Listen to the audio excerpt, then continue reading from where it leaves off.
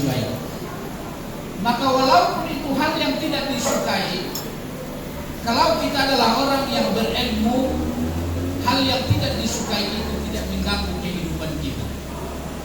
Ini yang pertama, kenapa Nabi katakan bahwa orang yang akan Allah kehendaki baik dunia akhirat, Allah akan berikan kepada mereka ilmu.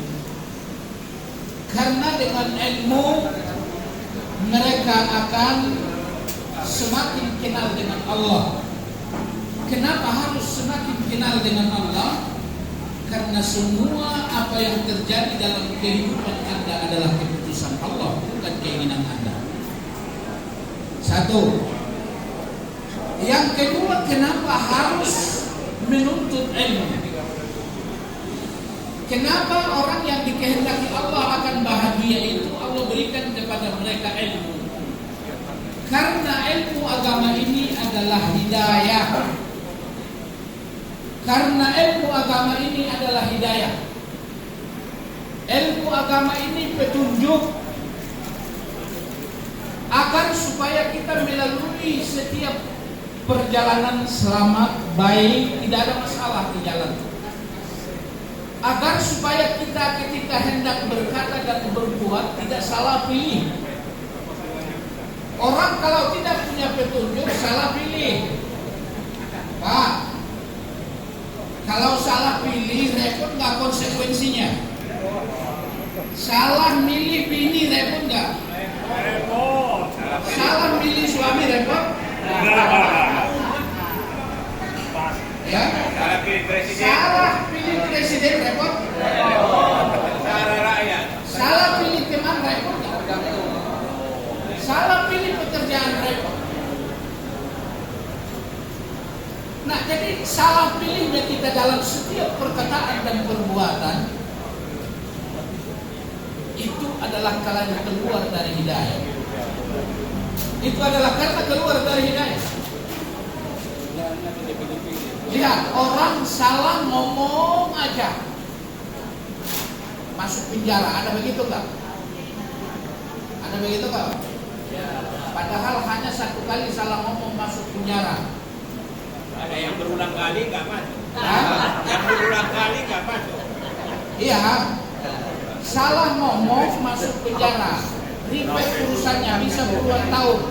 Hanya satu dosa. Hanya satu dosa. Kira-kira kita berapa dosa? Ribet dan mati di akhirat. Ribet kan?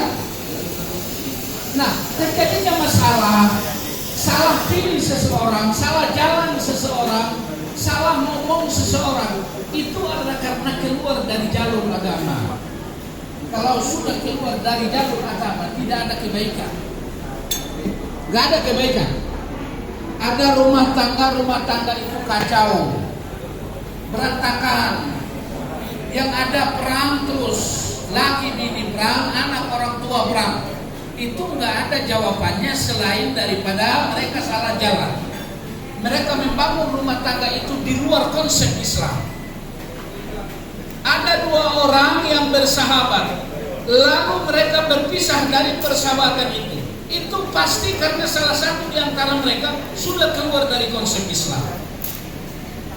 Nah, maka dari itu kenapa harus menuntut ilmu? Kenapa Allah berikan ilmu kepada seseorang apabila orang itu dikehendaki Allah akan baik, agar supaya hidupnya jangan salah jalan, agar supaya hidupnya jangan salah pilih. Karena kalau terjadi salah pilih, salah jalan, maka konsekuensinya sangat berat sekali. Lihatlah orang yang salah pilih pasangan hidup, hancur-hancuran. Itu namanya adalah salah pilih. Yang kedua, yang ketiga, kenapa Allah berikan kepada kita ilmu yang bermanfaat, ilmu agama? Kalau Allah kehendaki kita adalah orang baik. Karena kalau kita berilmu, kita akan semakin takut kepada Allah. Ulama mengatakan wa'lam annal khaufa asla kulli khair. Ketahuilah bahwa sumber semua kebaikan itu adalah rasa takut. Sumber semua kebaikan itu adalah rasa takut. Kalau bapak berilmu, bapak takut sama Allah. Itu pasti. Allah katakan innama yakhsyallaha min ibadihil ulama. Sesungguhnya yang takut pada Allah adalah hamba-hambanya yang berilmu. Kalau bapak takut sama Allah, itu kira-kira sholatnya baik gak? Baik itu sholat di depan orang di masjid atau dia sholat di rumah. Tidak ada yang tahu, dia sendiri doang. Kira-kira untuk sholatnya baik gak Pak? Baik. Tapi kita begitu enggak? Kalau ke masjid cari baju yang paling cakep, ya kan?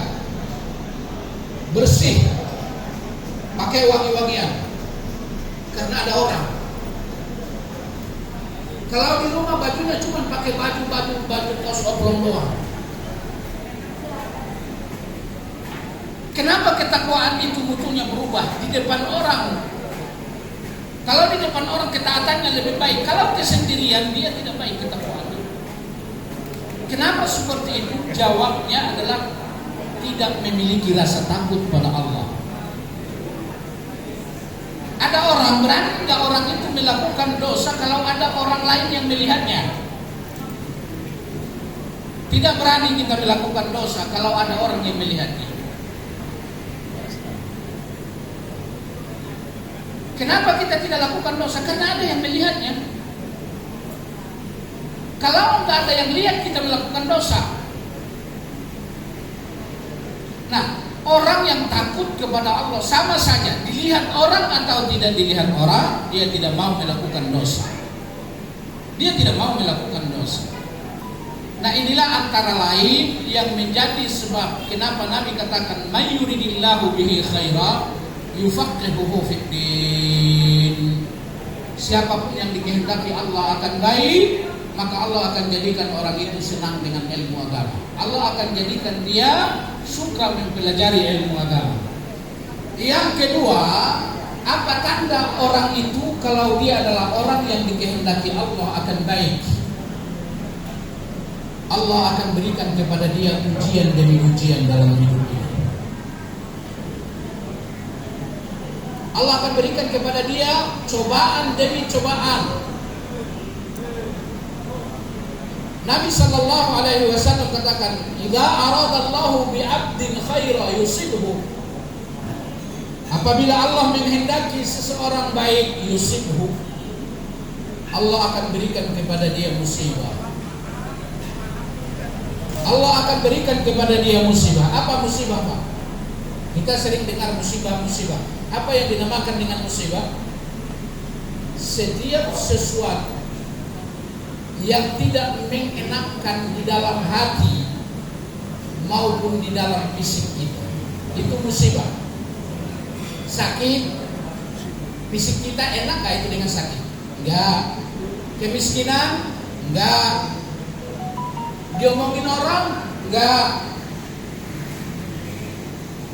Yang tidak mengenakkan pikiran itu juga adalah dinamakan musibah.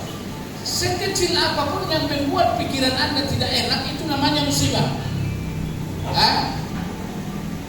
Stres musibah enggak? Kira-kira musibah enggak Pak stres? Musibah. Jadi kalau stres harus sabar. Ulama kita ngomong begini Bang, mungkin nanti di akhirat pahala terbanyak kita di akhirat kalau sudah Allah perlihatkan pahala stres. Ya karena ketawanya sebentar doang nih, ketawa-ketawa kita. Masuk mobil masing-masing udah stres lagi. Macam lah halnya. Nah, jadi kenapa Nabi katakan bahwa apabila orang itu adalah orang yang Allah kehendaki akan baik, Allah akan berikan kepada dia musibah. Allah akan berikan kepada dia musibah. Tadi saya sudah sampaikan, terjadinya hukuman di dunia, hukuman di barzakh, hukuman di akhirat adalah karena dosa. Kalau begitu, supaya selamat dari hukuman-hukuman itu, kita harus mendapatkan ampunan dari dosa itu. Apa ampunan? Apa yang menyebabkan kita mendapatkan ampunan dari dosa? Pertama, iman. Yang kedua, amal soleh. Banyakkan mana dosanya dari amal solehnya?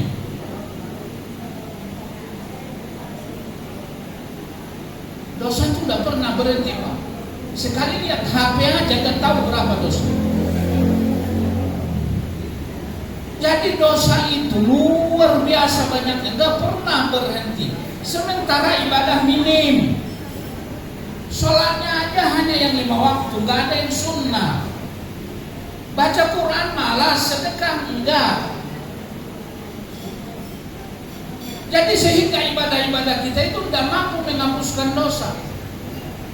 Apalagi menghapuskan dosa, istighfar. Coba hitung dari pagi sampai sekarang berapa kali mengucapkan istighfar? Berapa kali mengucapkan istighfar dari pagi sampai sekarang? Dari bangun sampai sekarang. Kita tidak mengucapkan istighfar. Nyetir mobil tidak istighfar. Nyetir mobil nyanyi dangdut. Nah, amal solehnya minim, istighfarnya minim, taubatnya minim. Lalu bagaimana supaya ia mendapatkan ampunan? Allah berikanlah kepada dia musibah. Sehingga dengan musibah ini semua dosanya terhapuskan, sehingga ia selamat dari konsekuensi dosa. Berikutnya, bukankah orang masuk surga malaikat menyambutnya dengan kalimat sabar? Kalau orang masuk surga, apa kata malaikat? Salamun alaikum bima sabartum. Keselamatan atas kalian karena selama ini di dunia kalian adalah orang yang sabar. Maka dari itu setiap manusia sudah ditentukan Allah kedudukannya di surga dan di neraka. Terkadang kita ditakdirkan Allah, ada orang yang ditakdirkan Allah kedudukannya di surga sangat tinggi. Sangat tinggi. Tapi ternyata dia tidak bisa sampai ke derajat yang tinggi yang sudah ditakdirkan itu. Amalnya sedikit, taubatnya jarang. Lalu bagaimana supaya ia sampai ke derajat yang sangat tinggi itu? Diberikanlah kepada dia musibah demi musibah sehingga ia bersabar, dan sabar inilah yang menghantarkan dia ke tempat yang tinggi itu.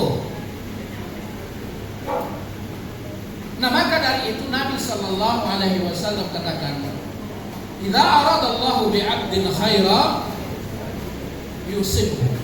Apabila Allah menghendaki seseorang, maka Allah akan berikan kepada dia musibah-musibah dalam kehidupan. Maka dari itu kalau dapat musibah jangan marah. Ada banyak hikmah yang Allah berikan di balik musibah itu. Maka kalau ada musibah, apa kata Allah? Kata Allah, "Idza asabathum musibah qalu inna lillahi wa inna ilaihi raji'un." Lalu di akhir ayat Allah katakan, "Wa basyiris sabirin." Kalau kita gimana? Kalau ada teman yang dapat musibah, kita datang, kita bilang apa? Inna lillahi wa inna ilaihi raji'un. Saya ikut sedih ya. Kan begitu? Saya ikut sedih, saya ikut berkabung. Padahal Allah ngomong begitu, wabasyir, beri kabar gembira orang-orang yang bersabar. Beri kabar gembira. Kenapa? Karena di balik musibah ada hikmah yang sangat luar biasa. Lihat di dalam surah Al-Asr, Allah katakan, "Inna ma'al usri yusra." Fa inna ma'al usri berapa kali? Maka ulama mengatakan kalau engkau mendapatkan musibah lalu engkau bersabar, maka kebaikan yang akan menjadi gantinya minimal 2 kali lipat. Nah, inilah yang menjadi sebab Nabi katakan apabila seseorang dikehendaki Allah akan menjadi orang baik, Allah akan berikan kepada dia musibah demi musibah. Maka perhatikan, setiap rasul musibahnya 2 kali lipat dari apa yang pernah dialami umatnya masing-masing. Coba umat Muhammad ini tanya, siapa yang pernah paling panas mengalami penyakit panas? Seluruh umat Muhammad. Maka panas yang pernah dialami Rasul 2 kali lipat dari apa yang dialami. Bagaimana mungkin Allah berikan musibah kepada orang-orang yang menjadi Rasul? Bukankah mereka orang yang paling dicintai Allah? Kenapa Nabi yang 5 itu, yang ulul azmi itu lebih mulia dari Nabi yang lain? Jawabnya adalah karena musibah mereka lebih berat dari yang lain. Kenapa Nabi Muhammad lebih mulia dari seluruh Nabi dan Nabi ulul azmi? Karena musibah Nabi Muhammad tidak akan pernah bisa dibandingkan dengan musibah Nabi-Nabi yang lain. Nah, ini yang kedua. Apabila Allah menghendaki seseorang akan baik, Allah berikan kepada dia musibah. Yang ketiga, tanda-tanda apabila orang itu adalah orang yang dikehendaki Allah akan baik. Apa tanda orang itu adalah orang yang dikehendaki Allah dengan baik? Yang ketiga, banyak bertaubat kepada Allah. Pak, Ibu, dosa itu Allah benci gak? Dosa Allah benci gak? Kalau Allah benci dosa, kenapa Allah takdirkan ada dosa? Jawabnya ada 2. Supaya Anda menghindar dari dosa, itulah takwa.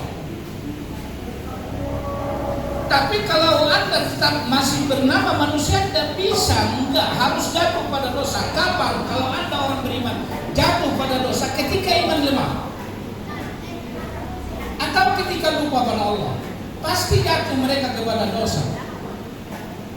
Kalau sudah jatuh kepada dosa, kenapa Allah takdirkan orang itu jatuh pada dosa? Jawabnya karena Allah menunggu taubatnya. Para nabi melakukan dosa Pak? Para nabi melakukan dosa Pak? Ya. Maka setiap nabi bertaubat. Lihat dalam Al-Quran. Di dalam Al-Quran Allah sampaikan teks taubat para nabi. Adam mengatakan Rabbana zalamna anfusana wa illam taghfir lana wa tarhamna lanakunanna minal khasirin. Yunus mengatakan la ilaha illa anta subhanaka inni kuntu minadh dhalimin. Nabi mengatakan Allahumma inni zalamtu nafsi zulman katsira wa la yaghfiru dhunuba illa anta faghfir li maghfiratan min 'indik warhamni innaka antal ghafurur rahim. Tidak ada nabi-nabi yang tidak bertaubat. Kalau orang tanya, Bapak apa zikir yang paling afdal secara mutlak Al-Quran? Lalu yang paling afdal setelah Al-Quran adalah istighfar.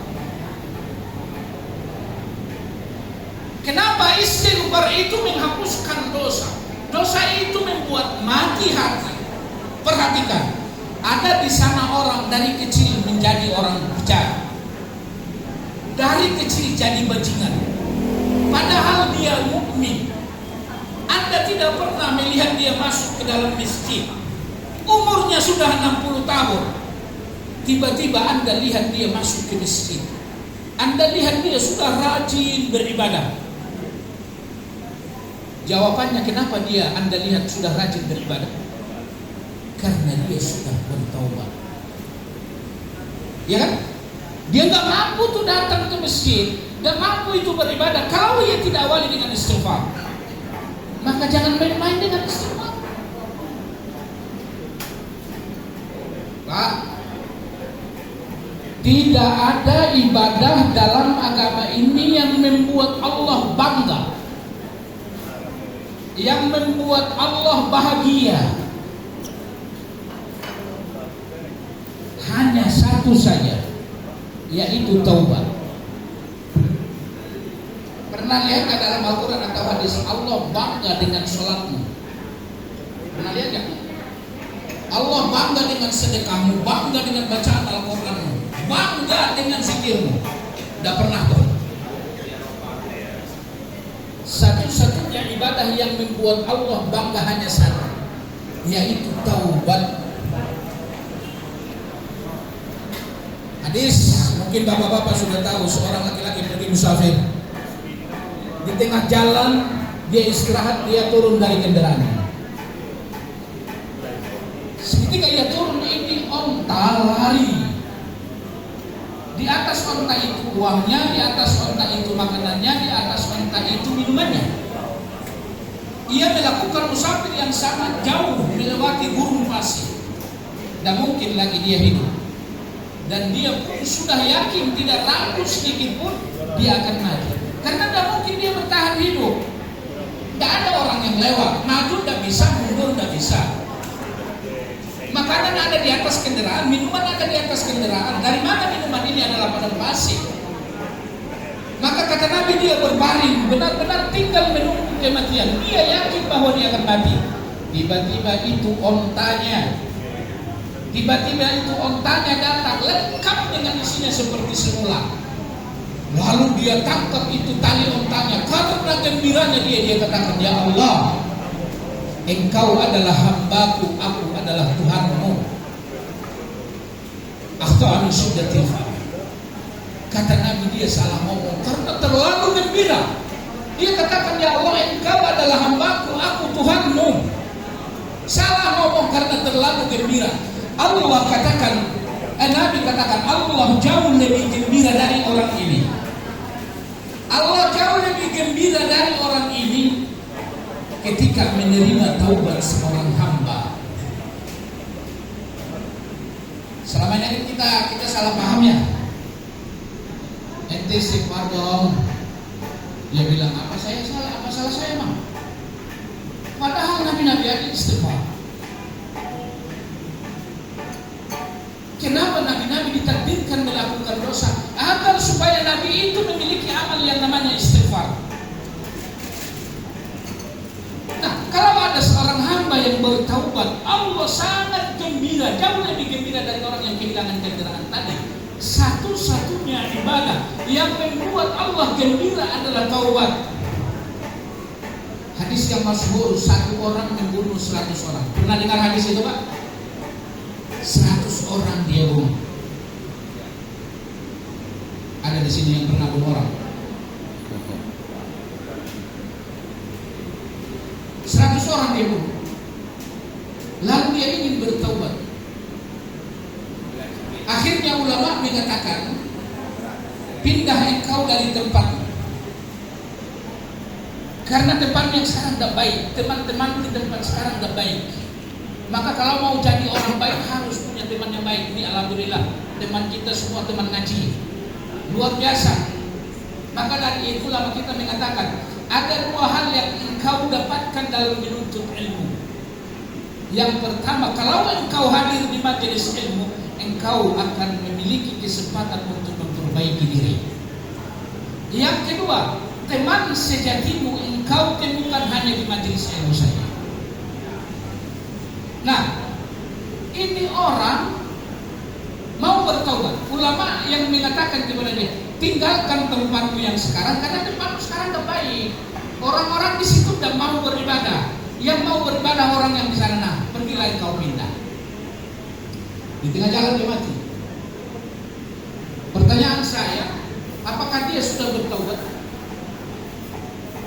Belum. Terus apa kebaikannya? Niat ingin bertaubat. Niatnya ikhlas, ingin bertaubat. Apa buktinya dia ikhlas? Dia tinggalkan kampung halamannya. Gak mudah meninggalkan kampung halaman. Lihat itu Palestina. Demi mempertahankan kampung halaman walaupun harus perang.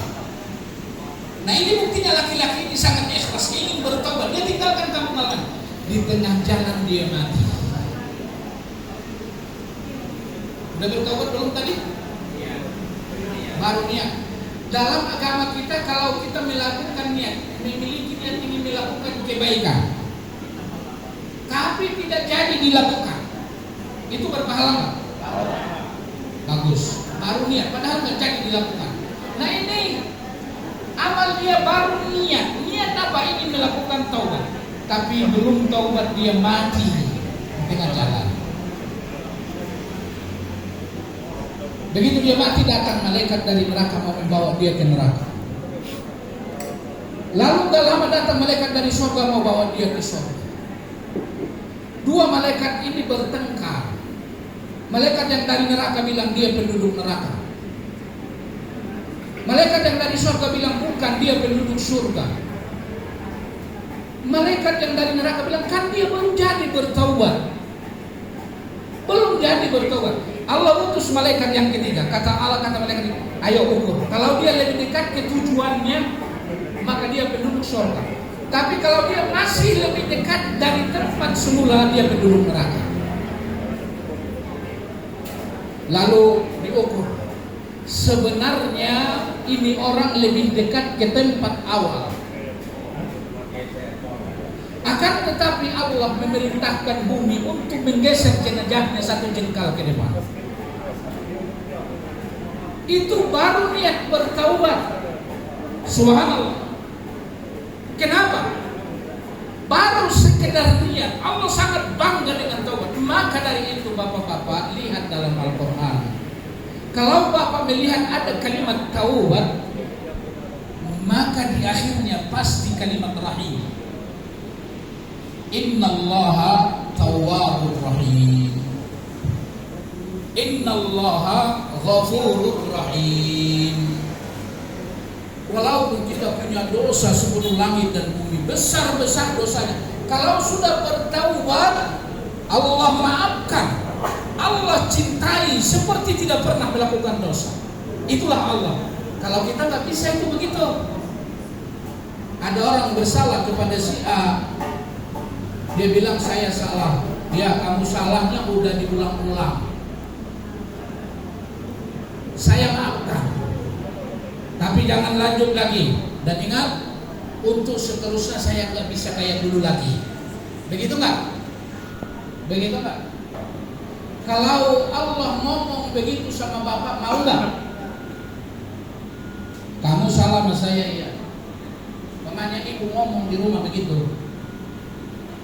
Jangan ulang lagi ya. Kalau diulang lagi, saya nggak bisa lagi seperti semula. Kita kalau udah bertobat hari ini, ya Allah, aku tidak melakukan dosa ini lagi, besok dilakukan lagi nggak? Hah? Gak mungkin. Kalau kita sudah bertobat, kita punya tekad, iya. Tapi kalau sudah iman lemah, iya akan terulang lagi dosa ini. Kalau begitu bagaimana? Taubatin lagi. Repot gak kalau Allah ngomong, kamu semua setiap orang saya kasih jatah maaf 1000 kali. Ada yang masuk surga? Saya kasih jatah setiap orang 1000 kali. Kalau masih melakukan dosa setelah saya maafkan 1000 kali, tidak masuk surga. Saya nggak maafkan lagi. Ada yang masuk surga nggak? Nggak bakalan. Maka dari itu jangan jatah juga maaf untuk orang lain. Ente udah 3 kali itu. Nah, jadi kalaupun orang itu banyak dosa-dosanya, banyak besar-besar berulang-ulang, tapi kalau dia taubat dengan taubatan nasuha, rahim, Allah akan cintai dia seperti dia tidak pernah melakukan dosa. Maka Nabi katakan, jangan kau benci orang yang melakukan maksiat, karena bisa saja dia bertaubat lalu dia lebih baik dari dirimu.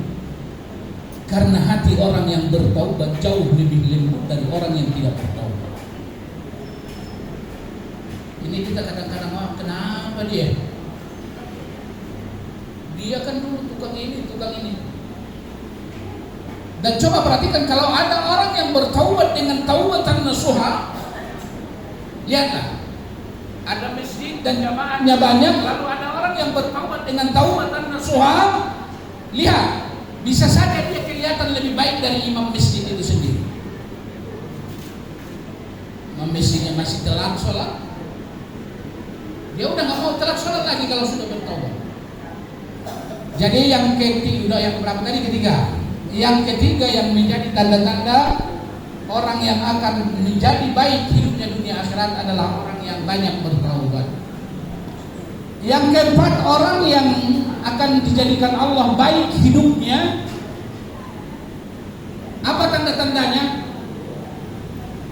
Tanda-tandanya engkau lihat dia semakin tua, semakin semangat beribadah. Hatta idza balagha ashuddahu 40 sana. Apabila sudah sampai usia mereka 40 tahun, mereka berdoa, Rabbi auzi'ni an ashkura ni'mataka allati an'amta 'alayya. Jadi tanda-tanda orang yang akan baik, yang akan masuk surga, yang semua akan baik-baik saja kehidupannya, Anda lihat dia semakin tua semakin semangat beribadah, semakin rajin baca Al-Quran, semakin rajin sholat malam, semakin rajin ke masjid. Semakin tua semakin baik dia. Kenapa?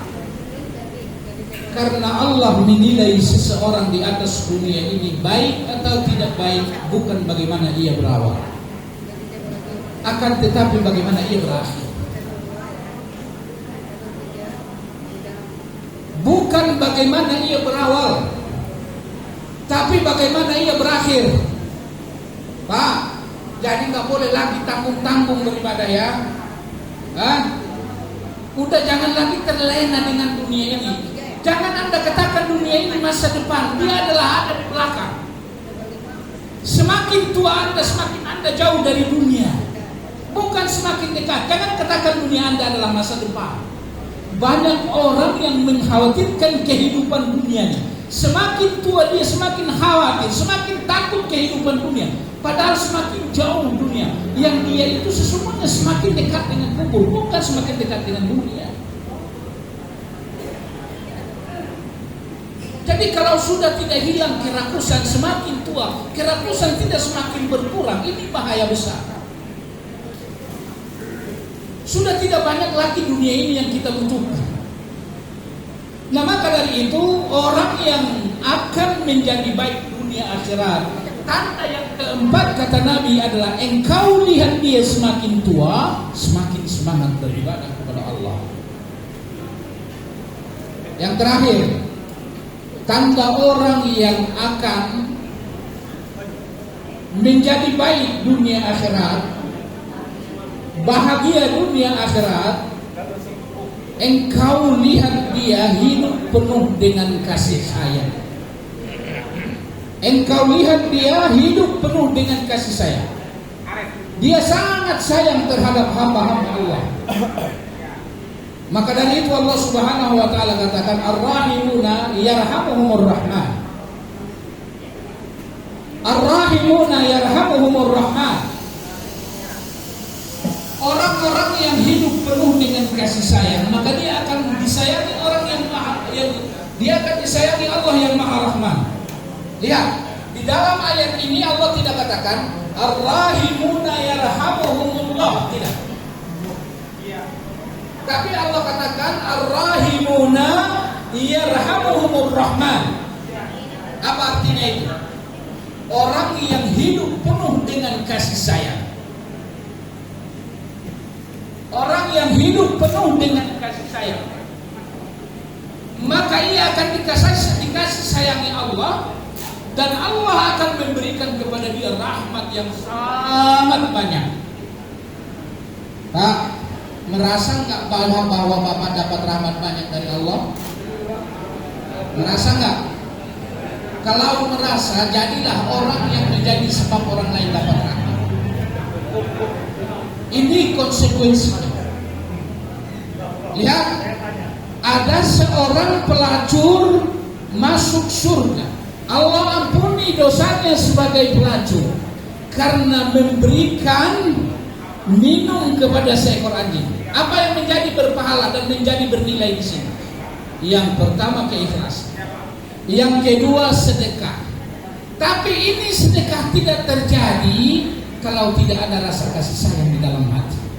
Kalaulah yang dia sayangi seekor binatang yang haram hukumnya, dia masuk surga. Lalu bagaimana kalau yang Anda sayangi adalah orang yang beriman? Seorang laki-laki melakukan perjalanan, lalu dia haus yang luar biasa, dia cari sumur, dia turun, dia minum, dia naik lagi, dia lanjutkan perjalanan. Di tengah jalan dia melihat anjing yang menjilat tanah yang basah. Ini laki-laki ngomong di dalam hatinya, ini anjing sama kayak saya tadi, sama kayak saya tadi, haus. Maka kalau Anda ingin bisa menyayangi manusia, maka proyeksikan diri, posisikan diri Anda dengan dia dengan Anda. Ini anjing haus seperti saya. Dia pun pergi kembali ke sumur, dia turun, dia copot sebelah sepatunya, dia ambil air, dia kasih ini anjing minuman. Ikhlas karena Allah. Ikhlas kan dia karena Allah. Kenapa Bapak tahu dia ikhlas? Kira-kira mudah nggak turun ke dalam sumur ngambil air? Nggak. Mau nggak Bapak membasahi sepatu sebelah untuk menampung air untuk anjing? Enggak. Bukti berikutnya dia ikhlas, tidak ada yang lihat kecuali anjing itu. Berarti tidak ada harapan pujian dari makhluk lain. Bukti berikutnya, anjing ini bisa balas apa kebaikan yang dia lakukan? Jangankan balas kebaikan, ngomong jazakallah khair pun tidak bisa tuh anjing. Berarti laki-laki ikhlas gak? Ikhlas. Tapi ini pekerjaan dia lakukan. Kenapa? Awalnya adalah kasih sayang yang ada di dalam hati. Lalu ketika ia setelah mengasih air itu kepada anjing, apa kata Nabi? Fasyakarahullah. Allah bersyukur pada laki-laki ini. Apa syukurnya Allah? Apa terima kasihnya Allah? Faghafarahullah. Allah pun semua bisa masuk surga. Lalu Bapak ingat gak? Ada Nabi katakan dalam hadis, ada seorang perempuan masuk surga karena kucing yang ia kurung, dia tidak kasih makan dan minum. Masuk neraka? Ada? Ada. Kenapa? Dia kurung seekor kucing, dia tidak kasih makan, tidak kasih minum. Artinya ini orang sama sekali tidak memiliki kasih sayang. Tidak memiliki kasih sayang. Saudaraku sekalian, yang Anda butuhkan dalam kehidupan ini adalah rahmat Allah. Kalau Anda butuh rahmat Allah, maka Anda harus berupaya menjadi orang yang disayangi Allah. Kalau Anda ingin menjadi orang yang disayangi Allah, maka sayangilah makhluk Allah sebanyak mungkin. Maka dari itu, ketika Allah menghendaki orang itu adalah baik dunia akhirat, maka Allah akan jadikan orang itu orang yang penuh dengan kasih sayang. Dia orang yang selalu menyebarkan kasih sayang kepada makhluk-makhluk Allah. Karena kasih sayang adalah menyebabkan kasih sayang Allah kita dapatkan. Kalau kita mendapatkan kasih sayang Allah, maka kita akan mendapatkan rahmat Allah yang tidak terkira. Nah, inilah 5 hal yang Allah akan berikan kepada seseorang, yang Allah apabila menghendaki orang itu orang yang baik, selamat dunia akhirat sampai masuk surga. Saya ulang, yang pertama kali, senang menuntut ilmu. Udah gak wajar Pak kalau kita gak belajar. Gak wajar. Nanti kalau Allah nanya apa jawabnya, coba persiapkan. Kalau Anda menemukan jawabnya, silakan, tidak belajar. Maka belajar. Kalau bisa, belajar sekali sehari. Gak bisa sekali seminggu. Gak bisa sekali 2 minggu. Gak bisa juga sekali sebulan. Kalau gak bisa, kebangetan. Kalau nggak bisa juga kebangetan. Yang kedua, apa tanda kalau orang itu orang yang dikehendaki Allah baik? Sedekah. Bersabar. Allah berikan kepada dia musibah demi musibah sehingga ia bersabar. Yang ketiga, apa yang Allah berikan kalau Allah menghendaki kita baik? Banyak-banyak beristighfar, banyak-banyak bertaubat. Yang keempat apa? Semakin tua semakin semangat beribadah. Ya. Maka dari itu biar udah tua tetap semangat. Ya Pak. Yang sakit juga semangat. Gak apa-apa, sakit gak apa-apa. Orang udah mati, saya masih hidup, udah selesai. Tadi saya sudah katakan, Allah menilai Anda baik atau tidak bukan awal hidup tapi akhir hidup. Maka sisa usia manfaatkan dengan baik-baik. Yang terakhir, apa tanda-tanda orang yang akan diberikan Allah kebaikan? Sayang. Hatinya penuh dengan kasih sayang. Karena al-jazaa min jinsil amal. Sunnatullah, balasan sesuai dengan amal. Kalau engkau ingin disayangi Allah, maka sayangilah makhluk Allah Subhanahu wa ta'ala. Mungkin hanya itu yang bisa saya sampaikan dalam kesempatan ini. Kalau ada pertanyaan silakan.